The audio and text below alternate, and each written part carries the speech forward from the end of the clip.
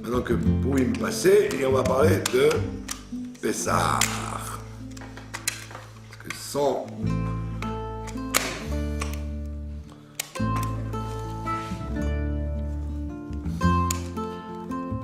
dès que Purim est passé, on parle de Pessah. Voilà. Quel est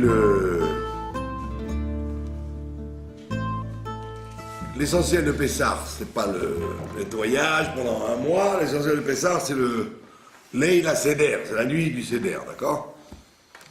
On va quand même apprendre quelques règles concernant les préparations.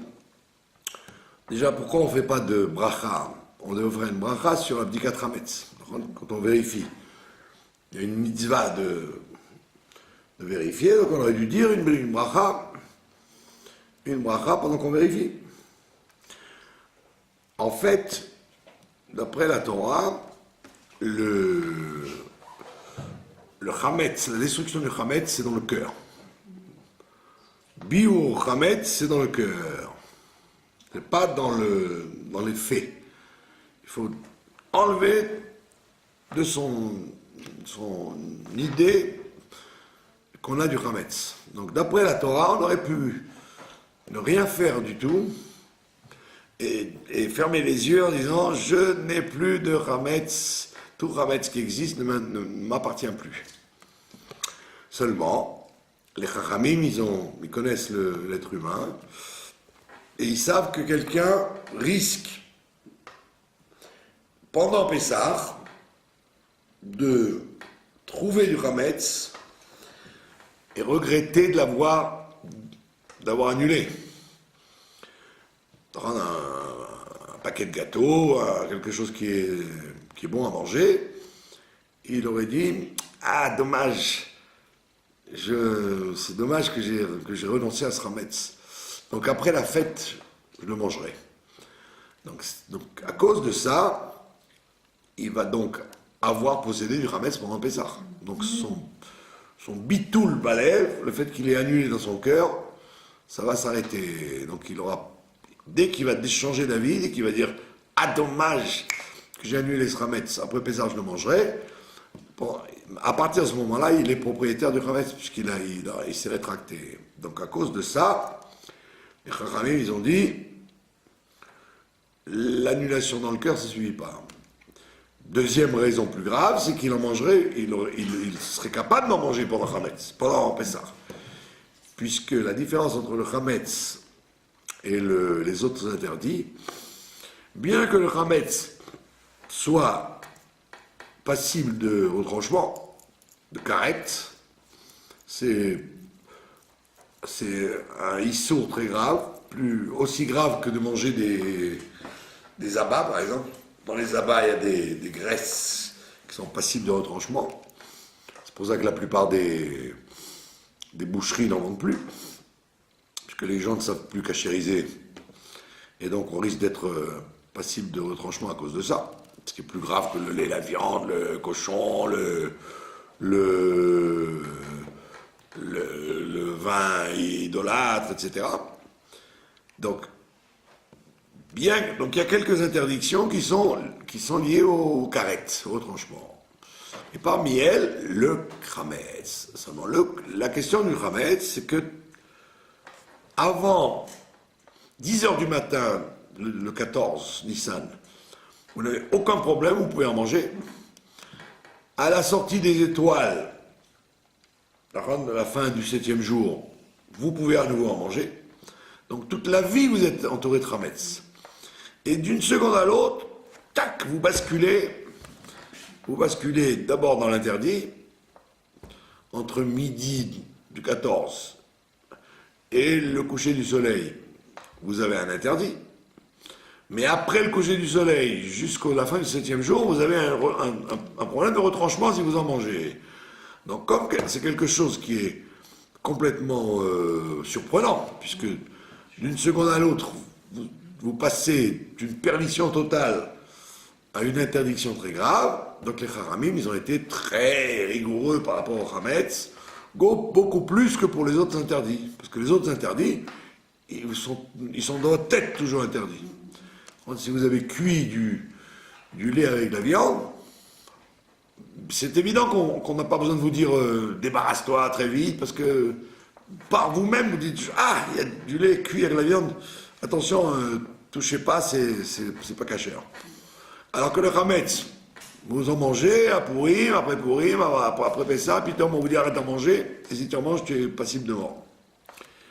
Donc les Haramim, ils ont craint cette chose-là, c'est pour ça qu'ils ont dit, bien que d'après la Torah, détruire quelque chose, ça veut dire le détruire dans le cœur, ils n'ont pas confiance dans l'être humain, et ils ont dit, soit tu vas changer d'avis pendant Pessah, vous avez une bouteille de whisky, vous avez dit, je l'annule dans mon cœur. Et puis après, vous dites, ah, c'est quand même, ça coûte cher une bouteille de whisky, je vais quand même pas l'annuler. Donc je la garde et je la boirai après Pessah. Donc, tu as eu du Hametz pendant Pessah, puisque j'en ai d'avis. Ou carrément, puisque tu es habitué à manger du Hametz, tu risques d'en manger. D'accord? Par exemple, vous avez un ouvrier non juif qui mange du Hametz pendant Pessah. Il vient chez vous, il fait des travaux, il emmène sa gamelle, son sandwich. Vous avez le droit de laisser ce Hametz chez vous, puisque c'est à lui. Alors on te dit, tu peux le laisser chez toi, puisque c'est pas à toi, c'est à lui. Mais quand même, mets une barrière entre toi et le Hametz, mets une chaise, mets un morceau de carton, pour ne pas en venir à être tenté d'en manger pendant Pessah. Ça veut dire que, comme on a peur du Hametz, parce qu'on le fréquente toute l'année, donc les Chachamim, ils ont dit, ça ne suffit pas de l'annuler dans le cœur, il faut l'annuler vraiment, pour de bon.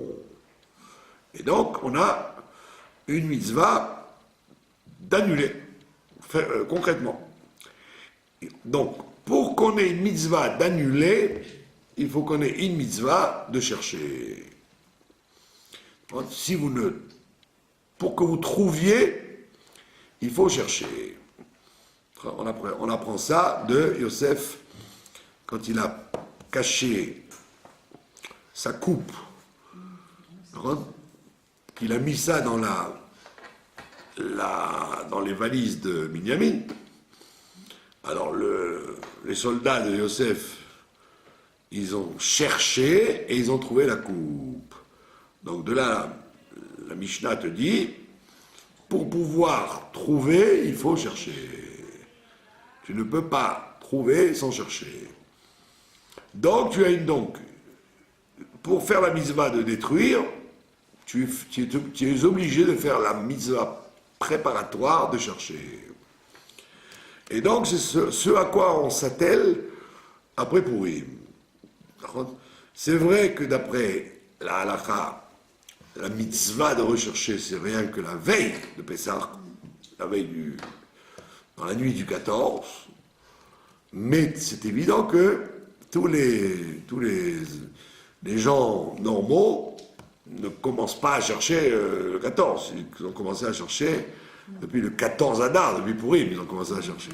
Dès que Pourim finit, hop, c'est la chasse au Hametz.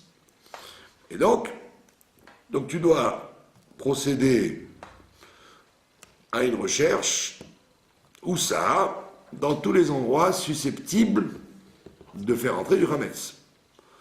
Donc s'il y a des endroits où on n'est pas habitué à entrer du Hametz, un entrepôt, un garage, un endroit aux toilettes, il y a plein d'endroits où toute l'année on ne rentre pas de Hametz, que ce soit volontairement ou involontairement. Donc dans ces endroits-là, il n'y a pas de mitzvah d'aller chercher le Hametz, puisqu'il n'y a pas de probabilité qu'il s'en trouve.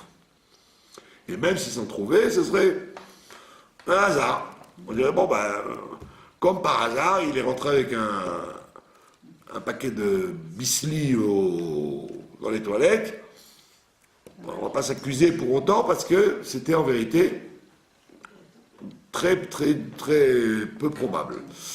Sauf évidemment s'il y a des enfants dans les maisons. Des enfants ou des étrangers qui ont l'habitude de fréquenter la maison. Donc effectivement, à ce moment-là, il faut être sûr que ces enfants ou ces étrangers ne rentrent pas. Si par exemple vous avez pris des ouvriers et vous leur avez dit, écoutez, dans l'entrepôt là-bas, dans le Marsan, il y a des outils, moi j'y connais rien, allez voir. Alors c'est possible que si les ouvriers ont travaillé plusieurs jours, en passant, ils sont rentrés avec des biscuits ou du rametz. Mais si vous n'avez pas souvenir de choses comme ça, donc vous ne cherchez que là où c'est probable qu'il y en ait. Donc quand on a affaire à des enfants, ou des vieux, des gens qui perdent la tête, ça arrive de plus en plus aujourd'hui, enfin des gens qui n'ont plus la tête à eux, alors on doit vérifier que quand on a contrôlé une pièce, on n'y est plus repassé. On a mis un cache où on a bien fermé à clé et on est sûr que personne n'a pu rentrer. Quelqu'un au téléphone, il a son gâteau dans la main, son café, et il marche dans la maison, il peut... Attendez, je vous donne le numéro tout de suite. Alors il pose le café et le gâteau et il sort. Après il prend la tasse de café, mais il a laissé le gâteau. Donc si vous n'avez pas connaissance qu'il y a des gens comme ça chez vous, des enfants ou des personnes qui perdent la tête, donc quand vous avez vérifié, une fois dans le mois le mois qui précède le Pessah, vous n'avez pas besoin de revenir. D'accord. Maintenant, si c'est des enfants, donc il faut évidemment contrôler les enfants, puisque ce que la Mishnah appelle le rat, si un rat est rentré dans une maison où vous avez du Hametz, il est très probable que le rat, il prend et il cache. Aujourd'hui, il n'y a pas... C'est rare qu'il y ait des rats qui prennent et qui cachent, parce que les gens, ils dératisent des maisons. Il n'y a pas de souris et de rats, les gens, ils les enlèvent. Mais par contre, il y a les rats modernes, ce sont les enfants. Parce que les enfants, ils sont comme le rat, ils prennent mais ils ne mangent pas. Ils prennent mais ils planquent. Ils cachent, soit dans les jouets, soit dans les pantalons, soit dans les vêtements d'hiver. Et donc, ça, il faut faire attention parce que... Pourquoi il faut faire attention? Parce que après Pessah, il est très possible que vous ayez cru que ce Hametz est venu après Pessah, alors qu'il était d'avant Pessah. Donc il faut être sûr de ne pas vous retrouver dans un imperméable. Vous avez laissé des gâteaux, après Pessah, vous vous dites « Ah bon, mais ces gâteaux, sûrement, ils viennent d'après Pessah. » Eh bien, probablement que non, ils viennent d'avant Pessah. Alors un Hametz qui a traversé Pessah, on ne le consomme pas, d'accord? S'il a traversé Pessah, puisque vous l'avez annulé, il n'est plus à vous, donc il doit disparaître. Donc, Bekitsour, la mitzvah de trouver du Hametz, c'est d'en chercher. Et alors, donc la mitzvah, c'est pas de chercher, c'est de trouver. Donc il n'y a pas de bracha sur la recherche, et une bracha sur la destruction. On fait la bracha d'après la finalité. D'accord? Maintenant, pourquoi ne fait-on pas Sheikh à nous? Puisque c'est une mitzvah qu'on fait tous les ans. Donc tous les ans, on devrait, quand on fait la bracha de la destruction du Hametz, on dit Al Biur Hametz, on aurait dû faire Sheikh à nous. Parce que nous sommes arrivés à ce moment très important de la veille du Seder, où on a fini de chercher le Hametz. Alors on te dit non, parce que la raison d'être de chercher du Hametz, c'est pas une mitzvah en soi, c'est que pendant Pessah, tu n'en es pas. C'est pas une mitzvah positive, c'est une mitzvah négative de ne pas avoir de Hametz. Donc on ne fait pas Sheikh et Yanou sur une mitzvah négative. Alors, je remercie Dieu de ne pas avoir quelque chose. Non, parce que tu fais tout ça pour que demain, quand tu vas faire ton seder, tu le fasses sans avoir le chametz à la maison. Donc on attend le lendemain pour faire Shechianu, le soir du seder, dans le kiddush, ou à l'allumage des bougies. Ça dépend comment les gens ils se comportent. Mais les 10 morceaux de pain qu'on cache et qu'on reçoit. Alors, les 10 morceaux de pain, c'est une coutume de la Kabbalah, ouais. Le Harizal, il dit, le Harizal, le Shla, etc., les kabbalistes, ils disent que c'est bien de mettre 10 morceaux de pain, parce que ça correspond aux 10 forces impures de l'âme. Donc, enfin, les 10 morceaux de pain correspondent à comment on appelle ça, une image. Comme quoi on se débarrasse des 10 facultés négatives qu'on a en soi. Et également, c'est pour que on ne fasse pas une bracha pour rien. C'est vrai que tu n'as pas de mitzvah d'en trouver, mais c'est dommage de faire une mitzvah et de se retrouver sans rien. Donc, a priori, tu fais exprès de mettre du chametz dans un endroit pour être sûr d'en trouver. Donc, effectivement, il faut faire attention qu'il y en ait bien 10, et pas 11. Parce que sinon, tu en ramasses 10 et tu dis, bon, ça va. Et il t'en reste un 11e que tu vas retrouver que pendant la nuit du Seder. Donc, vous verrez bien compter qu'il y en a 10. Il faut les mettre dans du papier journal pour qu'ils ne s'éparpillent pas. Et il faut de préférence prendre du pain frais qui ne s'émiette pas. La pita, par exemple. Une pita fraîche, voilà. Pas des biscottes ou du pain sec qui va s'émietter. Donc vous risquez que ça laisse encore des miettes dans la maison. Donc on prend un pain frais, on le sépare en 10. Alors pour être sûr, il vaut mieux prendre des morceaux qui ne fassent pas un kazaït. L'interdiction de Pessah, c'est d'avoir un kazaït entier, ensemble. D'accord? Bon, on donne l'exemple dans la Mishnah. Quelqu'un, par exemple, il a un morceau de pâte. Un morceau de pâte dans un coin, un autre morceau de pâte dans un autre coin. Si les deux morceaux de pâte sont séparés, comme il n'y a pas kazaït dans chacun, donc vous n'avez pas transgressé la mitzvah d'avoir du chametz, puisqu'il n'y a pas de kazaït, il n'y a pas de quoi se nourrir avec. Mais on vous dit, mais si par exemple il y a un fil de pâte qui les relie, s'ils sont reliés par un fil de pâte, alors ils s'associent pour faire kazaït. Donc pour éviter, si jamais en recherchant vous ne retrouvez pas un morceau par exemple, ou même deux, alors vous n'avez rien à craindre. Par exemple, vous n'allez pas rester des heures à rechercher le 10e. Vous n'allez pas vous disputer avec vos enfants et votre mari, votre père. Vous dites, où est-ce que tu as mis le morceau? Mais je crois que j'en avais mis 2 à la salle à manger. Ah non, mais il n'y en a qu'un. Alors au lieu que ça finisse en bagarre, vous dites, bon, si on ne le retrouve pas, de toute façon, il n'y avait pas kazaït, donc on n'a rien fait de mal. D'accord?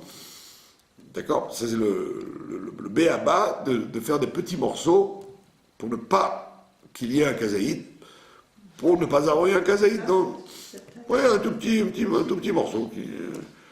Pas besoin que ce soit des grosses tranches, sinon, justement, en voulant essayer de faire bien, vous faites moins bien. Parce que si vous les perdez, vous êtes mal. Donc ça, c'est maintenant, le minag qui veut qu'on prenne une bougie en cire, et une plume, et une cuillère, et tout ça.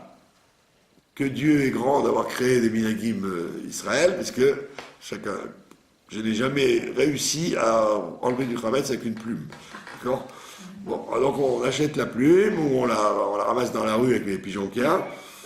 On prend une pelle, on prend une cuillère, puis le lendemain on brûle tout ça, et tous les ans on fait la même chose. Et c'est évident que c'est surtout avec le nettoyage, avec Sano corrosif, qu'on a plus nettoyé le chametz qu'avec la fameuse plume. Surtout que les gens, à part la cuisine, où vous êtes de faire attention à chaque miette, parce que vous risquez de manger une miette, et une miette, c'est interdit même pendant Pessah. à part la cuisine, tous les autres endroits, d'accord, il y en a des centaines de miettes, puisque quand vous montez l'escalier, vous avez ramassé des miettes de toute la ville. Donc c'est évident qu'il y a des centaines de miettes par terre. Donc on ne cherche pas les miettes, on va chercher une quantité de kazaït. Il n'y a que dans la cuisine, on doit faire attention, puisque ça va aller dans les assiettes. Mais sinon, des miettes, vous pouvez toujours en trouver. Donc il ne faut pas s'inquiéter de trouver des miettes, il faut s'inquiéter de trouver des kazaït. C'est pour ça que le soir du Seder, le soir de l'Abdika, c'est pas tellement les miettes qui nous préoccupent. C'est surtout de penser que j'ai oublié peut-être une bouteille de bière dans un placard, un paquet de Michelot Manot de gâteaux Mais le placard, à laquelle j'ai pas fait attention dans une boîte. Et donc c'est très dangereux parce que après la fête, à moins que vous l'ayez inclus dans votre tête dans la vente, voilà, c'est ça le sens. vous avez inclus ça dans la vente, mais très souvent vous n'incluez pas ça dans la vente, parce que vous vendez ce que vous savez, vous vendez quelque chose que vous mettez dans des placards à part. Mais là vous risquez de retrouver un truc auquel vous n'avez pas pensé, et vous risquez donc de l'avoir eu pendant Pessah, et donc de le manger après Pessah. Donc on parle de choses qui sont inattendues. Et si pendant l'Abdika, on retrouve par exemple une bouteille de whisky qu'on avait cachée et qu'on n'a pas inclus dans la vente, cette bouteille... Non, la vente n'a lieu que le lendemain. Ah, est-ce qu'on peut alors la ranger? Voilà, la vente, bien que vous fassiez le contrat de vente avant. Depuis maintenant, vous pouvez faire un contrat de vente quand vous voulez, mais l'application de la vente, le goy n'achète le chametz qu'à l'heure où on ne peut plus manger de chametz. Donc si on retrouve la bouteille, on le donc surtout que dans le noussar du texte, c'est pas écrit, il y a écrit des adresses où ça se trouve, il n'y a pas besoin d'écrire le placard particulier dans lequel ça se trouve. Ça n'a aucune importance de situer où vous le mettez. L'essentiel, c'est que vous sachiez où il est. Que vous sachiez fermer le placard pour éviter par inadvertance, de vous en servir. Imaginez que vous avez besoin de sel pendant Pessah. Si vous laissez le placard ouvert, vous risqueriez, ou un invité, ou quelqu'un qui croit connaître la maison, et il manque du sel. Ah mais tiens, je vais aller chercher du sel. Et vous ouvrez un placard qui est vendu. Donc pour éviter ça, vous fermez le placard avec une clé ou avec un scotch ou un écriteau. Un écriteau, il y a écrit Hametz pour que les gens sachent qu'ils ont affaire à du Hametz. D'accord? Donc,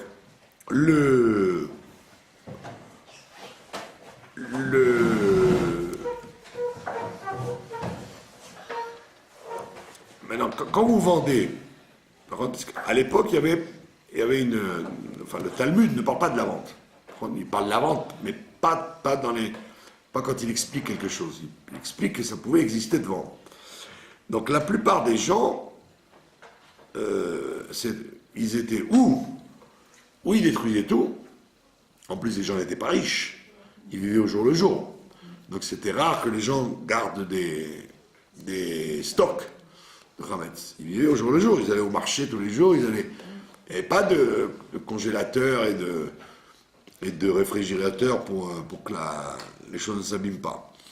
Donc les gens, ils fonctionnaient au jour le jour. Donc c'était vite fait pour eux de se débarrasser du chametz. Mais aujourd'hui, où les gens sont comment on appelle ça, sont aisés, et qui sont inquiets pour l'avenir, ils ont toujours des stocks de farine, et de pâtes, et de couscous, et de crackers, comme ils disent à Marseille, en caqueux. D'accord? En cas qu'il va y avoir la guerre, il vaut mieux en avoir. Donc on est bourré de chametz, même les gens pas riches, ils sont bourrés de chametz, et donc la halakha vous dit que dès qu'il va y avoir un gaspillage, un bal tachrit, on n'a pas le droit de détruire, on doit soit manger, ce qui est une façon de détruire, soit manger, soit vendre. Donc aujourd'hui, c'est de moins en moins conseillé de ne pas vendre. Même les gens qui, à l'époque, ne tenaient pas de la vente, puisqu'ils disaient que la vente, c'est ce qu'on appelle une ruse. Tout le monde sait que c'est une ruse. Alors, il y a un ami à moi, à l'Italie, qui dit la vente de la terre à la Shemitah, c'est du bluff. La vente du Hametz, c'est du bluff, donc interdit. Alors je lui dis maintenant, écoute, mon coco, comment tu fais à la banque? Il y a ce qu'on appelle un Eter Iska. Il y a un accord entre la banque et toi. Comme quoi, la banque et toi, vous êtes associés. D'accord? Ça rappelle l'histoire de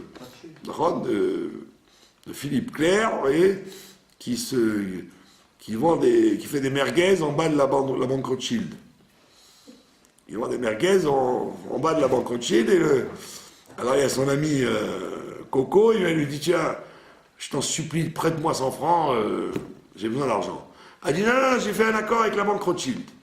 Eux, ils vendent pas de merguez et moi je prête pas d'argent. D'accord?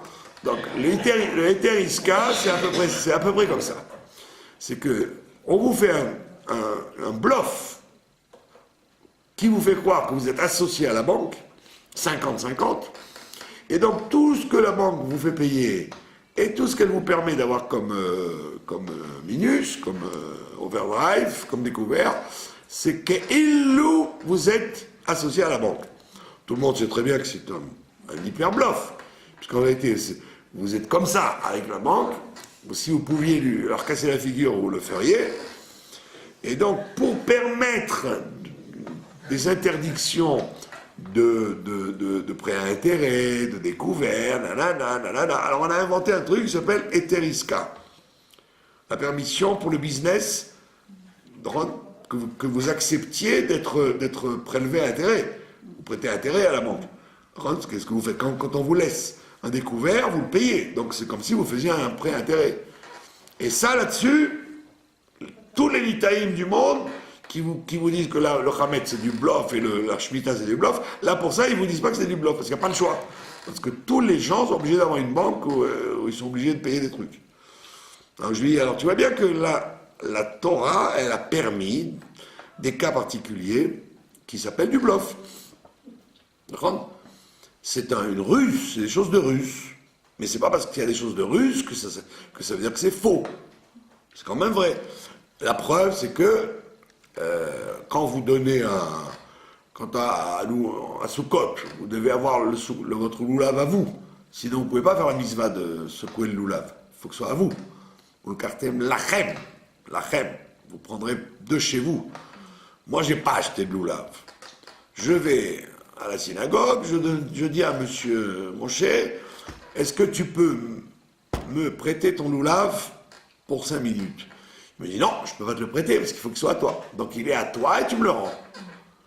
Donc je donne quelque chose pour 5 minutes. Alors ma grand-mère dit, donner, c'est donner, repris, c'est voler.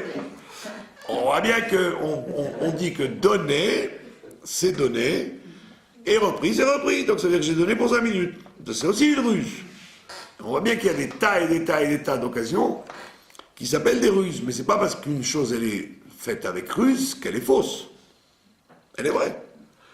Donc la vente du Hametz, elle a été critiquée pendant des siècles. Mais en fait, aujourd'hui, on se rend compte que même les gens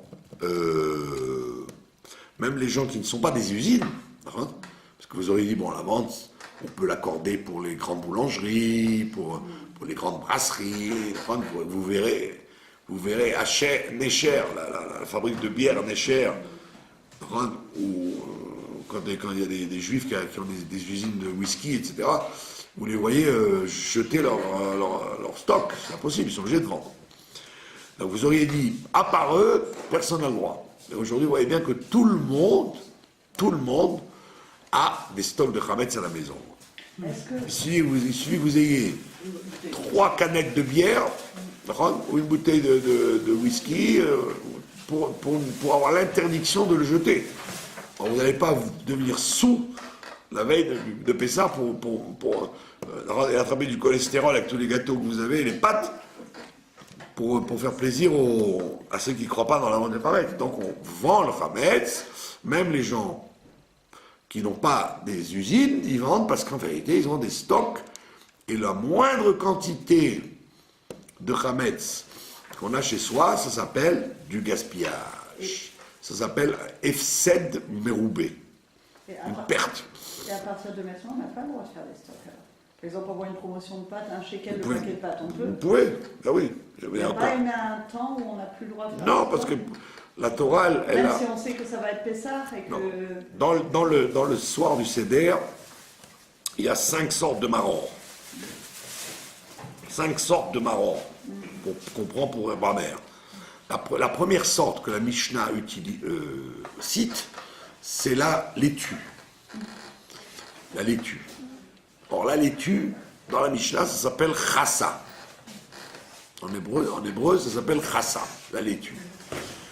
On demande pourquoi on utilise la laitue comme maror privilégié, parce que Dieu, chassa, Dieu a pitié des Juifs. Chas al-momonam chez Israël. Dieu a pitié de l'argent des Juifs. Donc, si vous avez une promotion de pâtes ou de lait pour les enfants, Hametz, etc., il n'y a aucune raison que vous priviez de ça en vue que dans un mois, vous n'avez pas à faire attention à ça, puisque les khatrila vous vendez. C'est pas que vous vendez malgré tout. Vous vendez les khatrila parce que vous avez toujours des quantités énormes de Hametz par rapport à ce que la Torah disait. On retrouve la même chose dans la 7e année, l'année de la Shemitah, d'accord? Dans l'année de la Shemitah, il y a une interdiction de détruire les produits de la Shemitah. Il ne faut pas les détruire. Ouais. D'accord? Comme il ne faut pas les détruire, il y a une sainteté sur les produits de la terre. Donc quand l'année passe, les produits de la Shemitah, il faut les détruire après. Quand la 8e année, le Pessar de la 8e année, il faut les détruire, les produits. Donc toute l'année de la Shemitah, vous les mangez, arrive 6 mois après, à Pessar de l'année suivante, vous êtes censé détruire ce qui reste. Ah, mais ça, c'était à leur époque. Quand à leur époque, ils étaient censés avoir tout liquidé des produits de la Shemitah dans la 7e et la moitié de la 8e année. Mais aujourd'hui, vous avez des vins, jusqu'à maintenant, vous pouvez rentrer dans les grandes surfaces. Les grandes surfaces, vous avez encore des vins de la 7e année, alors qu'on va bientôt revenir à la nouvelle Shemitah de 2008. Vous avez encore des vins de 2008 en pagaille. Vous croyez que la Torah va vous dire de les détruire? La Torah, elle dit de les détruire quand c'était une petite quantité. Il reste un verre, une demi-bouteille, allez bon, détruis-le, puisque tu n'avais qu'à le consommer avant le Pessar de l'année dernière. Mais si vous avez des stocks énormes, qu'est-ce que vous allez faire? La Torah va vous dire de les jeter, c'est du gaspillage. Donc la seule façon de détruire à ce moment-là, c'est de boire. C'est de ne pas justement le détruire. Donc on voit bien que dans une période où les gens étaient pauvres, on peut comprendre que on pouvait inutilement vendre le Hametz. Ça servait à quoi? Tu allais vendre un tout petit paquet de sucre, un petit paquet de... Alors on dit, bon allez, consomme-le avant Pessar et brûle-le. Mais aujourd'hui, vous avez des stocks officiels dans votre les yeshivotes, comment on appelle ça, les hôpitaux, tous les organismes mondiaux, ils ont, et les familles, elles ont des quantités énormes de Hametz, donc c'est indispensable de vendre son Hametz, même si on n'y croit pas trop. D'accord? Surtout qu'on essaie de faire ça bien, que le bluff de la vente fictive, elle soit le moins bluff possible. C'est pas une vente. C'est pas une vente fictive, c'est une vente. C'est une vente réelle, mais à partir du moment, ce qui donne à l'esprit que c'est fictif, c'est que tu sais pertinemment que le goy va se rétracter à la fin de la fête en disant, tu sais quoi, ça coûte trop cher, je veux pas acheter. Donc on le sait très bien que le khatrila, il sait très bien le goy qui va pas l'acheter. Qui va pas acheter après les 8 jours, quoi. À moins qu'il ait envie d'acheter, mais c'est, en règle générale, des quantités énormes. D'accord? Donc, cette ruse de la vente, elle est quand même moins inquiétante que le risque de, comme vous voyez dans certains endroits, la veille de Pessah, vous voyez des gens qui viennent avec des pâtes et des pains, et tout ce ils auraient pu nourrir des familles entières, ils jettent ça dans le feu. C'est probablement pas ça que Dieu veut. Que les gens détruisent la nourriture. Il y a un organisme qui s'occupe de ramasser tout le hametz que les gens ne veulent pas. Il y a des organismes qui reprennent Hametz Et ils le vendent. pour les pauvres, etc. Ils le gardent, donc ils centralisent. Voilà, ça c'est le sujet de la préparation à Pessah. Donc la semaine prochaine, nous verrons les lois concernant le CDR. Bon, maintenant, il y a cette semaine, après, vous savez qu'après Pourim, encore une fois, quand on s'est débarrassé d'Amalek, Amalek, on a lu la paracha de Zachor. Après, on lit la paracha de la vache rousse. Para. Pourquoi? Parce que quand il y a le Beth Amikdash, on doit offrir le Korban Pessah. Vous n'êtes pas obligé d'aller au Beth Amikdash. Les gens qui n'étaient pas à Jérusalem, ils allaient très rarement au Beth Amikdash. À part une femme accouchée qui devait offrir son Korban parce qu'elle a accouché, à part celui qui avait fait un vœu, à part celui qui avait fait une faute particulière, les gens, ils n'allaient pas au Beth Amikdash. Ils réservaient leur visite au Beth Amikdash pour les fêtes. Ils prenaient leurs vacances de travail pour les 3 fêtes. Et de préférence, la fête de Pessah. Donc ils allaient avec toute leur famille et leurs amis, ils prenaient des hôtels en Pessah, dans Jérusalem.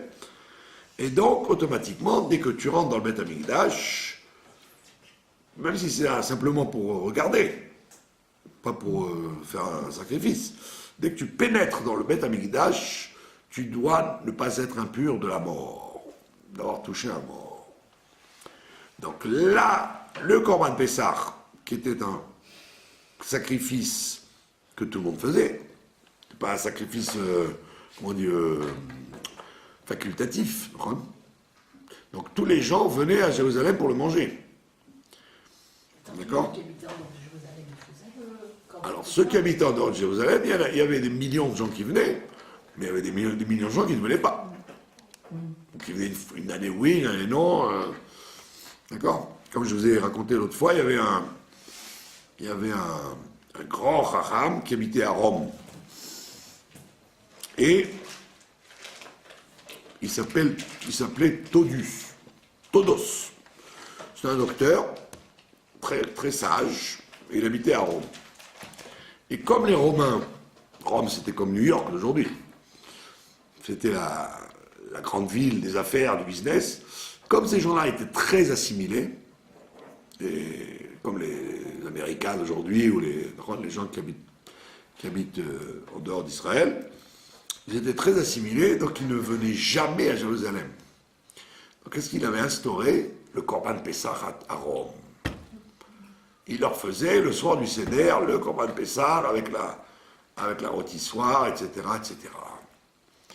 Et les Chachamim du Sanhédrin, quand ils ont entendu ça, ils ont voulu l'excommunier en disant « Quoi?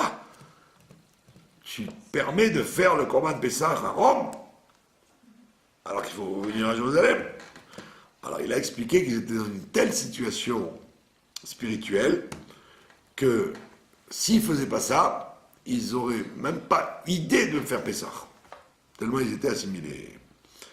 Donc à part donc les Chachamim ont écrit une lettre en disant bravo, tu sauves les communautés qui au moins on se rappelait encore qu'il y a une fête de Pessah. Donc à part les gens très assimilés, qui habitent en Alexandrie ou en France, en Gaule, il y avait déjà des Juifs en Gaule, au fin fond de la Syrie ou de la Turquie, les gens ne venaient pas, ils ne dérangeaient pas. Donc les gens, la plupart des gens qui venaient, c'était soit les touristes, comme il y a aujourd'hui, les touristes qui avaient les moyens de venir en Israël, soit les autochtones, les gens qui habitaient ici. Alors, il suffit que vous habitiez à Beth Shemesh pour n'être pas obligé d'apporter le Korban Pessah. Donc c'était pas loin. Jusqu'à Beth Shemesh, vous étiez Chayav de venir. Mais qu'est-ce que ça portait le Korban Pessah? Qu'est-ce que c'était ça? Le Korban Pessah, c'était un agneau ou un mouton qu'on apportait dans l'après-midi du 14. On devait s'inscrire avec sa famille. Donc il y avait un chef de groupe et il inscrivait tous les gens qui vont manger ce soir. Donc on devait analyser chez le boucher combien il faut pour tant de gens. Il ne fallait pas faire un trop gros agneau, sinon il restait trop de viande et il fallait le brûler après. Donc c'était embêtant. Donc on faisait une évaluation. Combien vous êtes ce soir? 60, 50, combien vous êtes? Donc on allait chez le boucher d'en bas du Beth Amikdash et on lui dit voilà, j'ai 60 personnes. Alors il te dit voilà, ça c'est bon, c'est bien ça, celui-là il te conviendra. Donc tu t'inscrivais donc sur la liste et le responsable il montait au Beth Amikdash dans l'après-midi du 14 et il faisait la queue comme tout le monde. Donc on faisait la shrita, on tuait l'agneau et après on le dépeçait et on lui rendait son agneau avec les parties qu'on brûlait sur le misbéar, sur l'autel, et le reste, il ramenait son agneau et avec un ami à lui et il rentrait à la maison dans Jérusalem et pendant qu'il faisait le seder, il y avait un responsable qui tournait à la rôtissoire pour qu'il soit prêt pour la fin du repas, puisqu'on le mangeait comme dessert. On ne le mangeait pas comme plat de résistance. Donc quand on avait fini, voilà,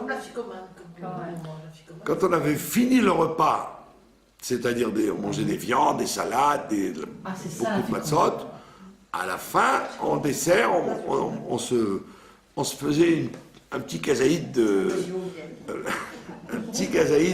d'agneau, avec du hamba, le recette c'était comme du hamba, c'était piquant, dans une pita avec la salade. Comme les Avdil, les Romains ou les rois français, les rois mérovingiens, qui finissaient les repas avec des civets de lièvre et des oui, c'est moderne de manger des douceurs à la fin du repas. Mais très très tard dans l'histoire de l'humanité, les gens, comme dessert, ils mangeaient encore de la viande. Oh là là. Le dessert, vous y lisez dans Rabelais ou chez jusqu'à Louis XIV, etc. Oui. Le dessert, c'était pas des pièces montées et des millefeuilles, hein. C'était encore de la viande à notre parfum. Donc comme on était riche, donc on mangeait en dessert le Korban Pessah. Bon, comme ça, c'était. Ah oui. Donc il fallait impérativement être pur pour manger le Korban Pessah. Donc si vous aviez touché un mort, homme ou femme, ou enfant, il fallait vous faire asperger de la vache rousse. Donc c'est pour ça que maintenant, on lit la lecture de la vache rousse, comme ça remplace la lecture de la vache rousse, remplace l'époque où il y avait la vache rousse. Donc si ma chère vient, si le bon Dieu revient à de meilleures décisions, il reprend ses esprits et qui dit bon allez ça va, je vais arrêter les enquiquiner depuis 2000 ans, je vais quand même leur envoyer le juste Messie.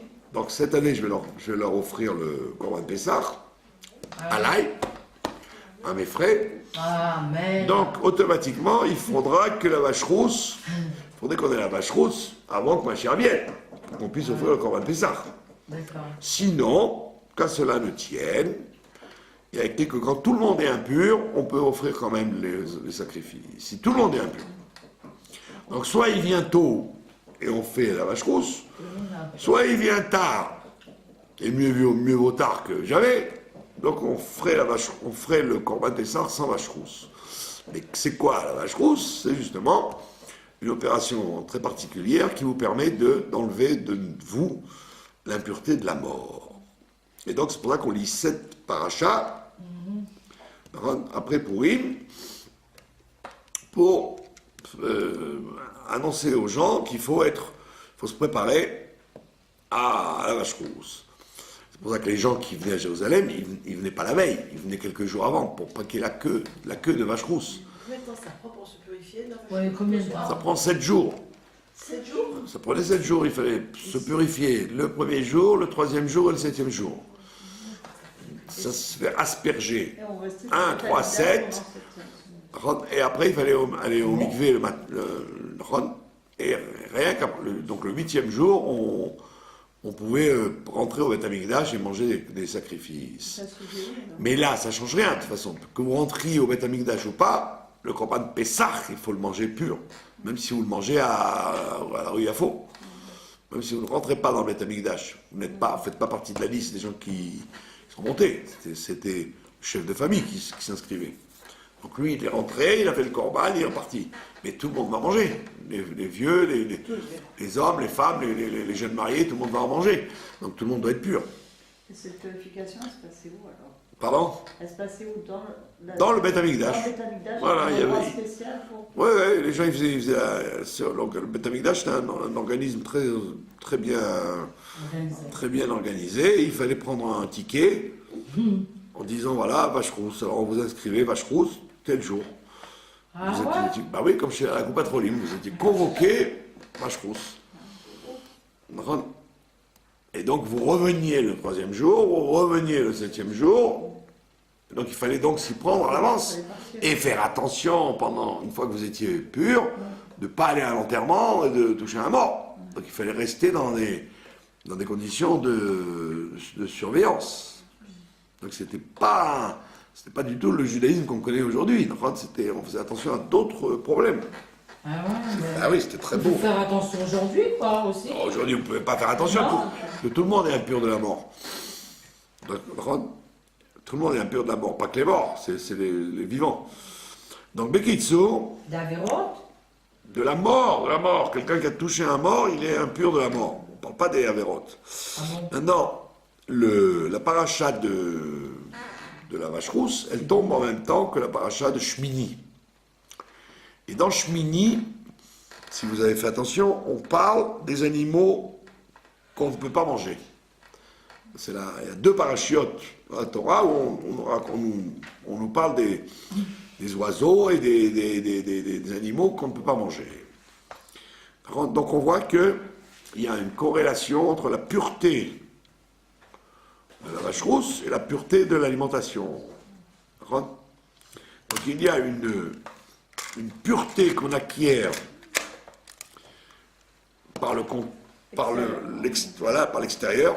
La vache rousse, c'est quelque chose qui est extérieur, parce que vous avez contacté un mort, mais vous ne l'avez pas intégré, c'était extérieur. Alors que l'impureté de la nourriture, c'est une impureté intérieure. Alors vous avez fait attention, le soir du Seder, on commence le Seder avec 2 étapes. Kadesh, c'est-à-dire fait kidouche, Urchatz, et lave-toi les mains. Kadesh, Urchatz, c'est une allusion aux 2 opérations qu'on fait dans la vie, de Kdusha et de Tara. Il y a 2 notions dans le judaïsme, une notion qui s'appelle la sainteté, et une notion qui s'appelle la pureté. Donc, qu'est-ce qui est plus grand, la sainteté ou la pureté? Alors on te dit que pour accéder à la pureté, il faut commencer par la sainteté. Tu dois être d'abord kadosh, c'est-à-dire te séparer. Kadosh, c'est-à-dire être séparé. Te séparer des choses des êtres humains normaux, devenir saint. Et rien que quand tu es saint, tu deviens pur. La sainteté doit précéder la pureté. Donc, c'est ce qu'on te dit dans Dans la parashat Shmini, tu fais attention à ne pas manger tel et tel animaux, un comportement particulier dans ta cuisine, tu ne manges pas n'importe quoi. Comme ça, tu te sépares des autres êtres humains. Comme dit Rashi, il dit pourquoi les goïms ils n'ont pas cette mitzvah. Il dit quelque chose d'assez raciste. Il dit c'est comme un malade qui va guérir et un malade qui va mourir. Il dit un malade qui va mourir, tu lui dis bon, puisque tu vas mourir, tu peux manger ce que tu veux, fais-toi plaisir. Mais un malade qui doit vivre, on lui dit fais attention, fais pas ça, ne t'assois pas dans le froid. Fais très attention à toi. Donc celui qui va mourir, on le laisse faire ce qu'il veut. Celui qui va vivre, celui qui va guérir, on lui dit fais attention à ton régime. Donc c'est ce que dit Rachid, le Midrash raconte que comme les goïms n'ont pas d'aspiration à la vie éternelle et à la vie de la sainteté, donc on leur permet tout ce qu'ils veulent. Alors il y a des nations qui sont plus comment on dit, évoluées. Des nations qui ne mangent pas des cafards et des puces et des fourmis. Il y a des nations très primitives qui font des pâtés de cafards. Ils n'ont pas de problème. Il y avait même une émission en Europe, en Amérique, C'est pas possible. d'un gars qui mangeait devant vous à la télé des cafards, des puces, des poux, des trucs. Donc la plupart des êtres humains sont dégoûtés de ces choses-là. Ah, bah, oui. Donc il y a toujours des limites. Même les goïms qui aiment bien la bonne viande, les bons fromages, les mollusques, ils ont des limites. C'est ce qui les dégoûte.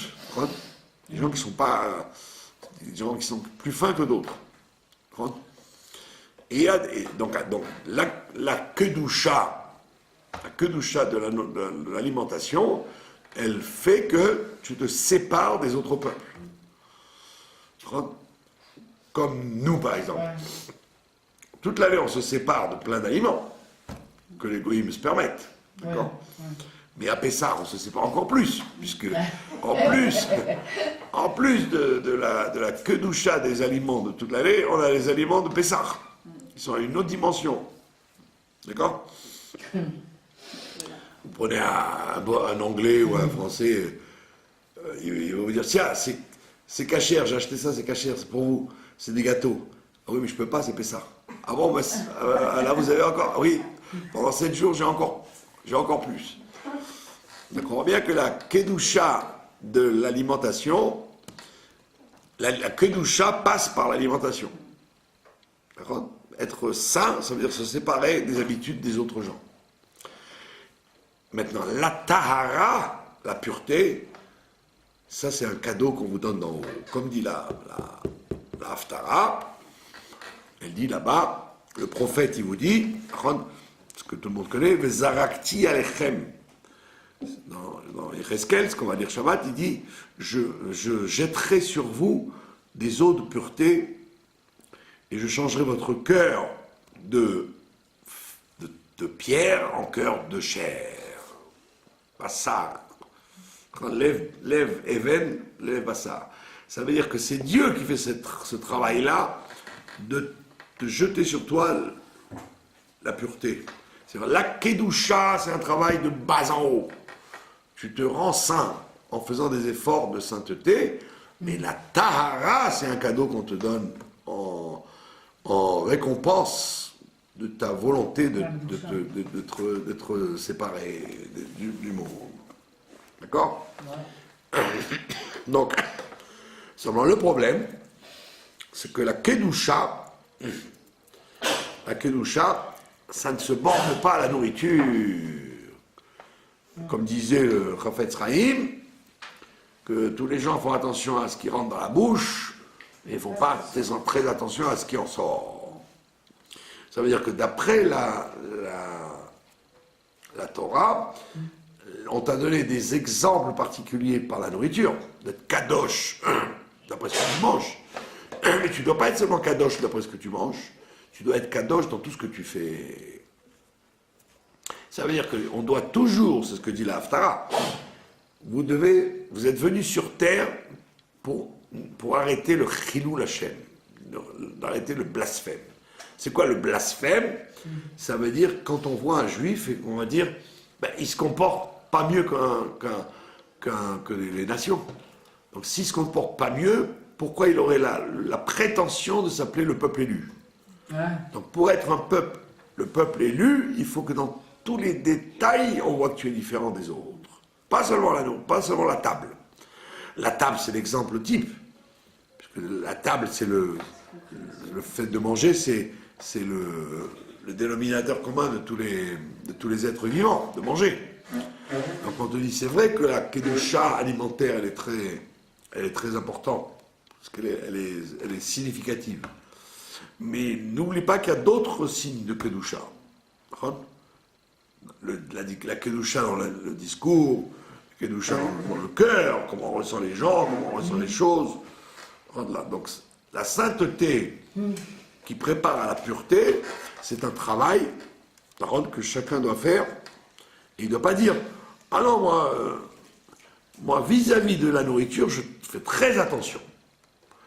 Maintenant, ne pas me venger, ne pas porter rancune, ne pas piquer, taper sec celui qui m'a insulté ou qui m'a fait du mal, ça, faut pas exagérer quand même. On te dit non, la kedusha, c'est pas que dans l'assiette, c'est comment tu te comportes. Ah oui. C'est comment tu te comportes vis-à-vis des uns et des autres. La kedusha, c'est un sujet d'être différent de la façon que les nations, elles ont de se comporter. Dans la tradition des Goïm, il y a la vengeance, c'est une chose tout à fait ordinaire. Regardez aujourd'hui, la Russie, elle reconquiert l'Ukraine. Donc, pour eux, c'était un dossier qu'ils ont mis de côté, mais ils l'ont pas enterré. Et maintenant, Poutine, il te dit, oh, vous nous avez fait le coup d'annuler la Grande Russie. Il y avait la Grande Russie au nom du tsar, ça s'appelait la Grande Russie. C'était la Russie, plus l'Ukraine, et la Sibérie, et la Tartarie, etc. Donc la Grande Russie, c'était en réalité l'URSS d'après. Ouais. C'était l'union de toutes les Russies. Donc quand il y a eu la perestroïka, ils ont annulé l'URSS. Donc les Russes, ils ont dit, attendez un petit peu, quand on va voir que vous êtes faible, on va remettre ça. Donc ils se vengent, donc ils réattaquent à nouveau, et ils vont récupérer la Crimée, ils vont récupérer l'Ukraine, ouais. Et donc les Européens sont comme des fous, parce qu'ils pensent qu'ils vont avoir la Pologne, la Lituanie, l'Estonie, tous les pays qui étaient avant la guerre sous domination russe, que ce soit avec le communisme ou avec le tsar, c'était la même chose. Évidemment, Poutine, il peut se permettre ça, parce qu'il sait qu'en face de lui, il a du gruyère, il a de la crème fraîche. Les Européens et les Américains, il peut faire ce qu'il veut. Donc vous voyez bien que dans la mentalité des Goïms, ou bien ça, vous voyez, dans les pays arabes, vous voyez ça c'est tout le temps, ils peuvent se venger pendant des siècles, les Siciliens, la vendetta, la vengeance. Déjà 100 ans. La vengeance, donc, chez tous les Goïms, que ce soit les tribus d'Afrique, ou les pays soi-disant développés d'Europe, ou les pays de musulmans, etc., la vengeance, que ce soit dans la famille ou dans le pays, c'est quelque chose qui est pachoute. Ça n'existe pas de... Quelqu'un qui passe l'éponge, c'est un faible. C'est pas un homme. Or, la Torah, elle vient et te dit, l'otikom et l'otitor. Tu n'as pas le droit de te venger, c'est dans la paracha, ou dans quel paracha? Kedoshim. Dans Kedoshim, on te dit l'otikom et l'otitor. Tu ne venges pas et tu n'as pas rancune. Ça veut dire qu'un juif, aussi bien au niveau du peuple qu'au niveau de l'individu, il a une obligation de ne pas ressembler aux autres nations dans ce domaine-là. Dans les autres nations, c'est une mitzvah, c'est obligé de se venger. Ce que je disais l'autre fois à une maman, son fils a reçu une tannée par un gosse, Elle lui dit, mais va lui rendre. Oh, bah oui. Ah, j'ai dit, non, c'est pas comme ça que ça marche. Va lui rendre, c'est que tu laisses la porte ouverte, parce que s'il lui rend maintenant qu'il a 8 ans, quand il sera plus vieux, ben, il fera comme à Natania ou à Ashdod, tac, tac, il utilisera le Colt. Puisque quand on est petit moyen, quand on est grand moyen. Donc on te dit, la sainteté, la Kedusha, ça n'est pas justement, c'est dans tous les domaines ne pas ressembler aux nations. Ce qui chez la nation est normal, chez nous c'est un très grave défaut. Et si tu le fais pas, tu n'es pas saint. Et si tu n'es pas saint, tu ne pourras jamais être pur. Et la Kedusha mène à Tahara, comme dit le Messilat Yesharim, au nom de la Gemara, le fameux sentier de rectitude, il dit que la Kedusha mène à la pureté, et la pureté mène à la prophétie. Pour que les gens soient devenus des prophètes, c'est pas qu'ils étaient des gens intellectuellement brillants, c'était qu'ils étaient arrivés à que leur sainteté les amenait à la pureté. Et comme dit le Messilat Yesharim, au nom de Rabbi Pinchas Ben Yair, dans le beau-père de Rabbi Akiva, que la sainteté mène à la pureté mène à la prophétie, et la prophétie mène à la résurrection des morts. Ça veut dire que toute la clé de la Géoula, elle est dans cette histoire de devenir un saint. De pas dire, oh bah, ça va, je me suis vengé, bah, comme tout le monde. Comment comme tout le monde? Justement, il ne faut surtout pas ressembler à tout le monde. Il n'y a pas que dans l'assiette, que dans la cacheroute qu'il faut être saint. Il faut être saint dans toutes les combinaisons du cœur. Surtout qu'aujourd'hui, même dans la cacheroute, c'est des vengeances. Entre la viande de celui-là, le fromage de celui-là, le chocolat de celui-là, c'est des vengeances. Ah, tu m'as fait ça, alors je te fais ça, et je te critique.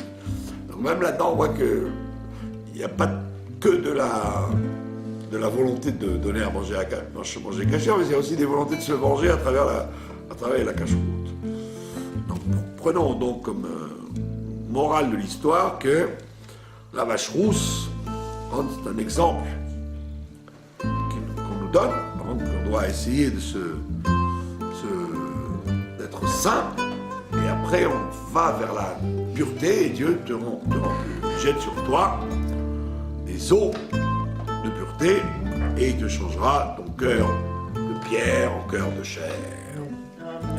Je vous remercie de votre attention.